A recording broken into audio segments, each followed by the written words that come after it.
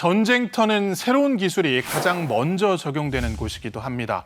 강력한 화력이나 정밀한 타격뿐만 아니라 병사들을 영화 속 슈퍼솔저처럼 만드는 기술도 계속 시도되고 있는데요. 심도 있게 이야기 나눠보겠습니다. 이번 주제는 문성묵 한국국가전략연구원 통일전략센터장과 함께합니다. 어서 오십시오. 네, 안녕하십니까? 예.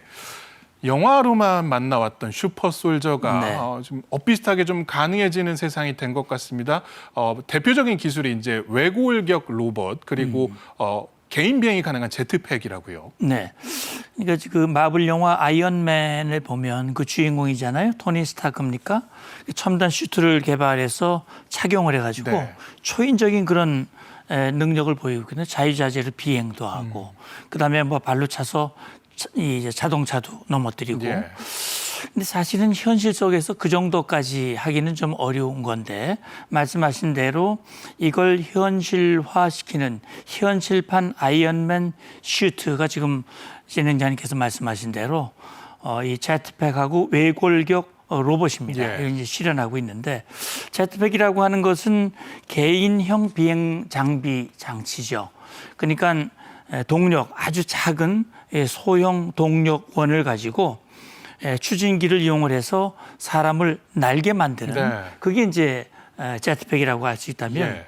강화 외골격이라고 하는 것은 지금 보통 사람이 가지고 있는 이 힘보다 10배 또는 20배의 힘을 발휘해서 정말 걷는 거라든지 또 무거운 이 물건을 들고 옮기는 거라든지 그런 걸 지원할 수 있는 그런 일종의 로봇이라고 할 수 있는데 이것이 지금 군에서도 적용이 되고 현실화될 수 있는 가능성이 점점 높아지고 있다라고 하는 것은 고무적인 일이라고 볼 수 있습니다. 예, 지금 화면으로도 제트팩의 모습을 잠깐 보셨는데 이 소형 추진 장치를 몸에 장착을 하고 물 위를 나는 모습이 굉장히 인상적이었던 것 같습니다. 저희가 가장 비슷한 사례로 봤던 것이 아마 그 영화 엣지 오브 투마로우에서 톰 크루즈가 착용했던 외골격 로봇인데 굉장히 빠르게 이동을 할 수도 있고 힘을 강하게 해주는 장비. 이 군용 장비가 지금 어느 정도 현실화가 돼 있나요? 미국 또 중국에서 지금 뭐 적극적으로 개발을 하고 있고요. 미 육군은 그 로키드 마틴이죠. 미국의 대표적인 방산 기업입니다. 로키드 마틴과 함께 외골격 로봇이 이름이 오닉스라고 하는 이름인데 이 오닉스를 지금 개발했습니다. 이걸 가지고 물류 작업에 활용을 하고 있다고 그래요. 그리고 이 현재는 뭐 물류 작업 전시가 아닌 평시에 지금 사용을 하고 있습니다만 이걸 앞으로 전투용으로 발전시키기 위한 그런 가능성을 지금 보고 있는 것 같습니다. 그리고 이제 중국의 인민해방군도요, 이 외골격 로봇을 착용하고 병사가 훈련하는 장면을 공개를 하기도 했어요. 그러니까 이것을 이제 앞으로 전투 현장에서 사용을 하겠다고 하는 것인데 보면은 25kg 상자를 들고 다양한 동작을 시연하는 25kg은 굉장히 무겁거든요. 예. 그걸 하면 아무래도 걷는 거라든지 뛰는 거라든지 제한될 수밖에 없는데 이 외골격 로봇을 착용할 경우에는 이 다양한 동작을 시연할 수 있는 그런 것을 중국 인민해방군이 시도를 하고 있습니다. 그러니까 미국과 중국이 이걸 현실화시키기 위한 그런 움직임을 활발하게 보이고 있다. 이렇게 보시면 될 것 같습니다. 미군이 시험 평가 중이라는 로키드 마틴의 오닉스 어느 정도 수준일지 영상으로 만나보겠습니다.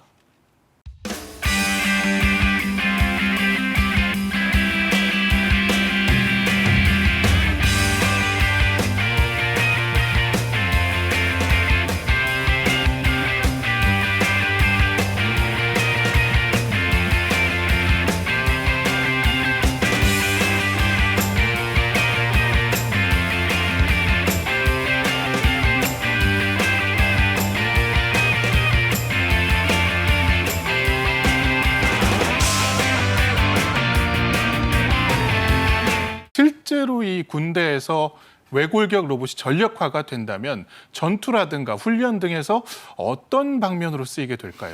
그러니까 이제 지금 굉장히 힘을 필요로 하는 그 병과들이 있어요. 기갑, 그다음에 포병, 공병 이런 예. 거거든요.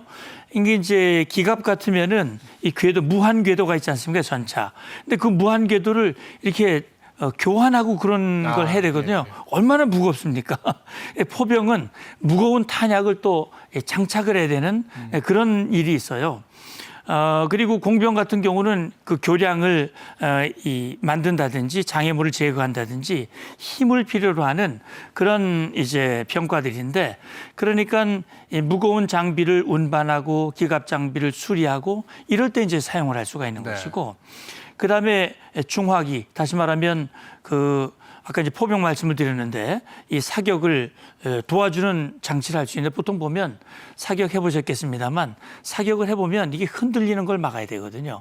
이 로봇을 딱 차면 움직이지 않고 정확하게 타격할 수 있는 이런 도움이 되는 것이고, 장거리 행군, 산악 행군 힘들거든요. 만약에 현실화된다면 그 장애물이나 이건 극복하고 이런 산악을 행군할 수 있는데도 체력을 보존할 수 있고, 뭐 그 외에도 방탄, 통신, 디스플레이 이런 것들을 탑재를 해서 전투력을 극대화할 수 있는 그런 기대도 가능할 것 같습니다. 예.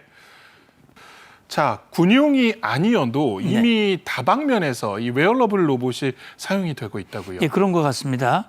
지금 실생활에서 상용화 단계에 있다, 이런 평가가 나오고 있어요. 그러니까 이제 의료라든지 등산이라든지 이럴 때 이제 활용을 하는데, 이게 이제 상용화되려면 가격이 문제거든요. 가격을 낮춰야 실생활에 적용을 할 수 있는데, 요즘 저가형 웨어러블 로봇이 수백만 원 수준에서 지금 판매가 되고 있답니다.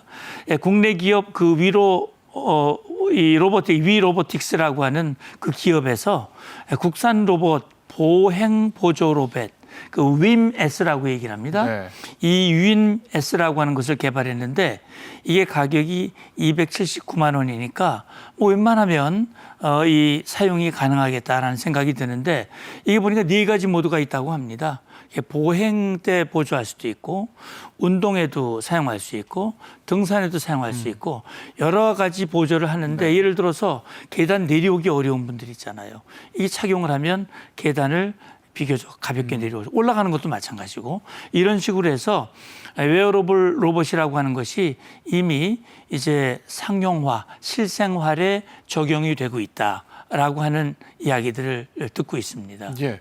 앞서서 저희가 그 제트팩을 활용한 해상 훈련 사진도 보여드렸습니다만, 실제로 이 외에도 제트팩을 활용한 훈련들이 좀 다양하게 이루어지고 있나요?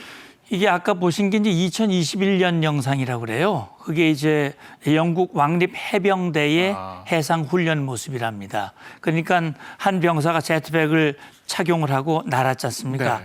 날아가지고 이 큰 배 위에 딱 올라가지고 작은 배에 타고 있던 인원들을 배로 올리기 위해서 사다리를 내리는 그런 장면을 아까 보셨거든요. 그러니까 영국의 그래비티 인더스트리스라고 하는 그 회사에서 상용화에 가까운 제트팩을 개발했다고 합니다. 그래서 이건 이제 뭐냐면 동력원이 굉장히 소형이에요. 이걸 활용을 해가지고 양팔 추진기로 이제 방향 전환도 하고 이착륙도 할 수 있고, 이게 쭉 올랐다가 살뿐하게 내려앉고 이렇게 가능하도록 했고요.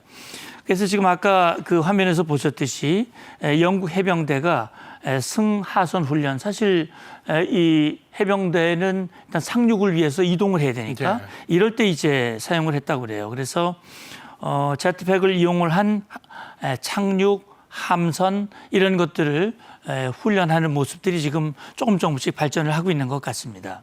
예. 그 영상만 봤을 때는 굉장히 부드럽게 비행이 가능하고 또 이 배에서 배 사이를 옮겨가는 정도는 충분히 실제로도 사용이 가능할 것 같은데, 생각보다 이 전력화되거나 이런 비율이 별로 많지는 않더라고요.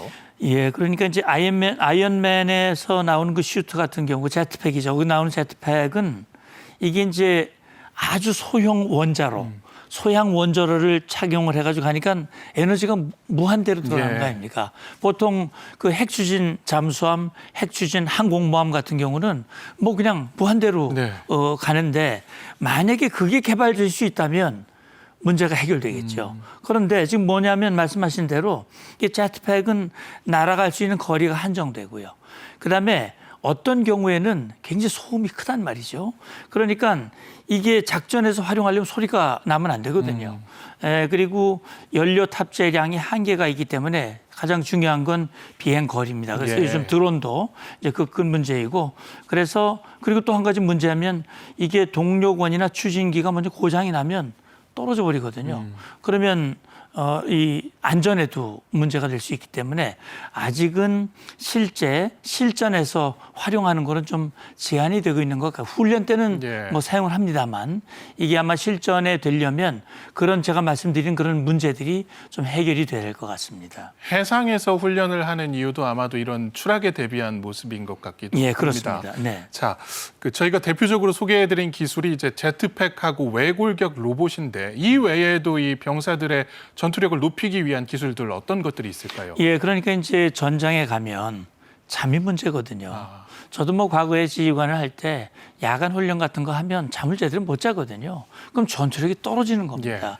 그래서 미 국방부는요, 군인 수면 개선 연구를 하면서 리스토라고 하는 걸 발표를 했는데, 그러니까 어떻게 보면 전류를 흘려보내가지고 자율신경계를 조절을 해서 한 3시간만 자도 7, 8시간 잔 것 같은 그런 효과를 얻게 만드는 그런 것들을 개발하면서 수면의 질을 개선하는 효과를 높였다고 얘기를 하고 있고요.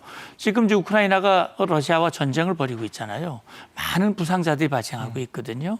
그러니까 에스포 바이오닉스라고 하는 것을 개발했는데 이게 의수, 요즘 보면은 그냥 뭐 이렇게 일반 의수나 의족 같은 경우는 그냥 지탱해 주는 역할만 주로 하고 있지만 지금 말씀드린 에스포 바이오닉스 같은 경우는 생체 공학을 이용을 하고 그다음에 특히 AI 기반으로 해서 이게 움직임을 학습을 해가지고 뇌가 생각하면 그거 원하는 대로 움직여주는 그런 분야까지 발전하면서 결국 부상병들이 정상적으로 활동할 수 있는 그런 상황으로 도움을 주는 그런 개발도 지금 계속 이루어지고 있는 것 같습니다. 예. 실제로 제트팩이나 아니면 외골격 로봇 또 생체공학 의수 등은 전력화되고 상용화되기까지는 시간이 조금 더 필요해 보입니다. 그렇습니다. 지금 이미 전장에서 활용되고 있는 좀 획기적인 신기술들도 좀 소개해 주실까요? 그러니까 지금 이제 뭐 현대 전쟁의 대표적인 게 러시아 우크라이나 전쟁이 있었고요. 그다음에 이제 이스라엘 하마스 전쟁도 있었고 최근에 이란 이스라엘 간의 충돌도 있었는데 지금 이제 2024년 2월 24일 날 시작된 러우 전쟁이 지금 4년째 이어지고 있거든요. 여기에 지금 등장한 게 자폭 드론입니다. 이 얼마 전에 그 북한군 병사가 2명이 생포돼 가지고 자기들의 경험을 얘기를 하는데 그 마귀 무인기라는 말도 하거든요. 이게 자폭 드론. 그래서 이 자폭 드론이 보병의 최대의 적입니다. 보병의 생명을 보존할 수가 없는 거기 때문에 이게 보통 보면 이제 전장에 나가면 이 통신도 해야 되니까 귀를 막고 이제 해야 되는 경우도 있고 근데 그 막아버리면 드론이 접근을 판단을 못 해가지고 결국 목숨을 잃는 그런 경우가 있기 때문에 우크라이나라든지 이스라엘은 이 골전도 헤드셋이라고 하는 것을 요즘 또 뭐 이 헤드셋이 골전도가 있죠. 이렇게 하는 이걸 보급을 하면서 이 자폭 드론의 접근을 조기에 포착을 해서 생명을 보존하는 대피할 수 있도록 하는 그런 이제 걸 하는데 이게 이제 문제는 뭐냐면 생명을 보존하는 그런 기능을 하긴 하지만 가격이 높답니다. 그러면 아무래도 보편화되기가 어렵겠지요. 그리고 소리를 왜곡하는 그런 부분이 있어서 작은 소리가 잘 안 들리는 그런 문제점도 있다고 그래요. 그래서 그리고 이제 관자놀이 뭐 광대뼈에 소리를 전달하니까 두통, 어지러움증 이런 것들은 또 해결해야 할 그런 과제인 것 같습니다. 예. 저 군 생활할 때 그 야간 사격 해보면 거의 그냥 눈 감고 사격하는 셈이었던 것 같습니다. 맞아요. 표적을 제대로 한 발도 맞추지 못했던 기억인데 최근에는 야간 작전에 야간 투시경이 적극적으로 활용이 되고 있고 병사들 전투력을 아주 높여주는 장비입니다. 지금 우리나라의 야투경 기술은 어느 정도까지 올라와 있나요? 그러니까 지금 이오 시스템이라고 하는 우리 국내 방산 기업이죠. 이게 동굴과 악천후에서도 볼 수 있는 야간 투시경을 개발을 했다고 합니다. 이게 이제 랍터 F라고 하는 것인데 미광 증폭 또 열 영상 방식을 융합을 했다고 그래요. 얼마 전에 우리 경비병들이 북한 이저 귀순 네. 그 젊은이들을 포착을 해가지고 안전하게 귀순 유도 작전을 했는데 이것도 사실 어떻게 보면 적외선 야간 투시경의 그 역할이 있었다고 보거든요. 이게 이제 아주 작은 불빛만 있어도 그걸 광폭하고 그다음에 열 영상을 이 융합을 하다 보니까 좀 더 명확하게 물체를 확인할 수 있는 그런 이제 기술이 되는 거고요. 연막탄이라든지 지하 침투 상황에서도 열상이나 이미지를 융합하는 그런 영상을 제공을 한다고 합니다. 이게 어떻게 보면 이 기술력이 미국의 기술력을 뭐 못지않게 기술력이 높다고 그러고요. 이게 이제 고도라든지 방위를 확인할 수 있는 기능도 탑재를 해서 공중 침투 상황에도 적용할 수 있는 그런 기술력이라고 얘기를 합니다. 예. 장비가 아무리 좋아져도 이 장비에 숙달되어 있지 않다면은 활용률이 떨어지고 또 효과가 떨어지게 마련인데요. 네. 우리 병사들의 이 장비 활용률을 높이기 위한 훈련장도 개선을 할 계획이라고요. 그럼요. 지금 우리 육군은 몇 년 전부터 아미 타이거라고 하는 것을 이제 적용을 해가지고 워리어 플랫폼을 개발을 하고 있습니다. 근데 말씀하신 대로 이게 아무리 장비가 좋아도 이 장병들이 훈련이 안 되면 안 되거든요. 그렇기 때문에 AI, 드론 이런 첨단 기술을 활용한 미래 전장에 대비를 해서 미래 작전 개념, 다시 말하면 아미 타이거를 구현할 수 있는 그런 훈련장을 지금 만들려고 하고 있습니다. 네. 그래서 아마 육군이 훈련장 종합 발전 계획에 대한 연구 영역에 착수를 했다고 합니다. 그러니까 지금 이제 유무인 복합 체계를 개발하고 있거든요. 그래서 이 드론이라든지 또 이 네 발로 걷는 로봇이라든지 예. 이런 것들과 합동 작전을 하거든요. 그리고 아까 말씀드렸듯이 자폭 드론이라든지 아주 소형 드론 이런 대드론 훈련에 적합한 그런 설계를 한 훈련장에서 실전에 부합된 또 새로 개발되는 이런 새로운 무기 장비 워리어 플랫폼을 착용을 하고 적응할 수 있는 그런 훈련장을 지금 육군도 개발을 착수했다고 합니다. 예. 자, 지금까지 문성묵 센터장과 이야기 나눴습니다. 고맙습니다. 감사합니다.